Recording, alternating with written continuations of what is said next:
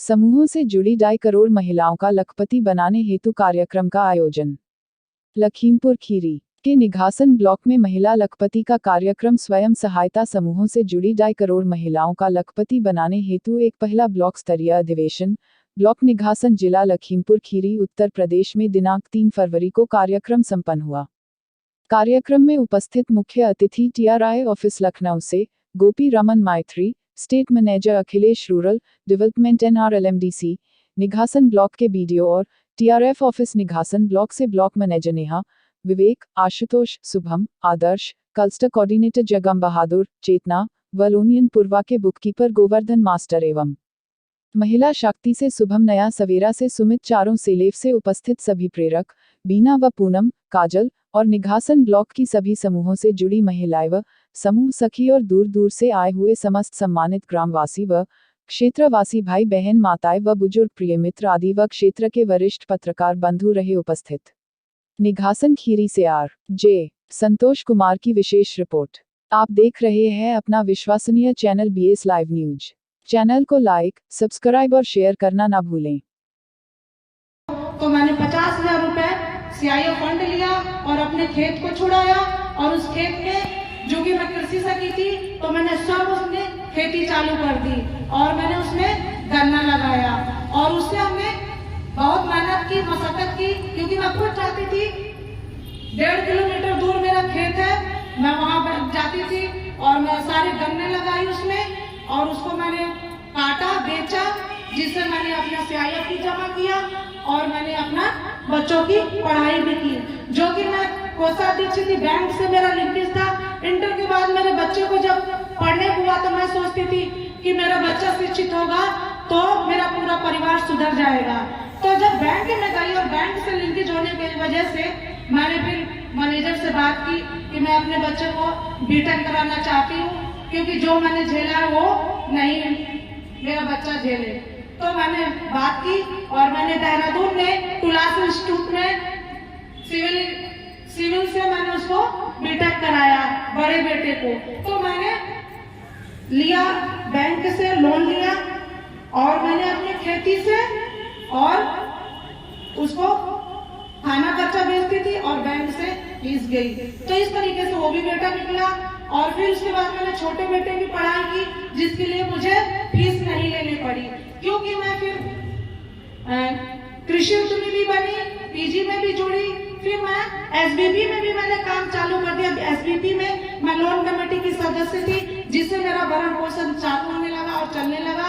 तो मैंने छोटे बेटे के लिए मुझे वो लखनऊ से, रामेश्वर से उन्होंने B.Tech किया, वो भी सिविल से, तो उसके लिए मुझे पैसा नहीं लेना पड़ा। उसके बाद से फिर मैं सोचती थी कि कैसा रोजगार कौन सा करूं। फिर मैंने SBP से भी 50,000 का फंड लिया और हल्दी, मिर्चा, धनिया की पैकिंग का बिजनेस मैंने चालू किया, जिससे मुझे उससे भी आमदनी होने लगी। उसके बाद जब भी मुझे लग रहा था कि मुझे इससे मेरा काम नहीं चले, ये हुआ कि खेती से रिलेटेड मुझे बिजनेस करना था, क्योंकि जहाँ मेरा एरिया था वहाँ पर कई योजनाएं मिली। फिर उसके बाद एक उसमें ट्रेनिंग हुई, कौन बनेगा बिजनेस लीडर, जिसके दौरान मैंने 3 दिन की ट्रेनिंग की और उस दौरान ही मुझे वो बिजनेस आइडिया आया कि जो मैं अपने बिजनेस को कर सकूं। तो उस दौरान मैंने क्या किया, पशुहार का बिजनेस किया। तो TRF के माध्यम से मुझे वो पशुहार के मैंने बिजनेस किया, तो उन्होंने मुझे पूरी तकनीकी मदद दी और उन्होंने ऐसा किया कि कंपनी खुद आके हमारे घर पर, कंपनी के लोग यहाँ बैठे भी हैं, और वो सीधे डायरेक्ट मेरा कंपनी से जुड़ाव कर दिया। तो मैं पशुहार, देहात पशुहार, जिसको मैं बहुत अच्छे से तरीके से चला रही हूँ, मुझे मदद मिली।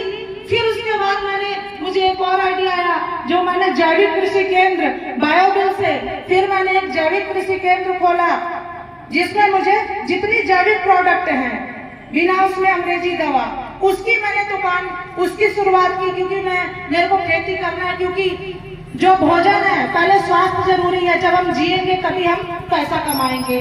तो वो जैविक, तो फिर मैंने मशरूम की ट्रेनिंग TRF के माध्यम से कृषि विज्ञान केंद्र, जो मेरे घर पर ही जाके 17 दीदियों को मिलाकर मैंने मशरूम की पूरी मशक्कत करके 2 महीने मैंने उसकी ट्रेनिंग की और मैं सफलतापूर्वक, उसमें भी मेरे को सफलता मिली।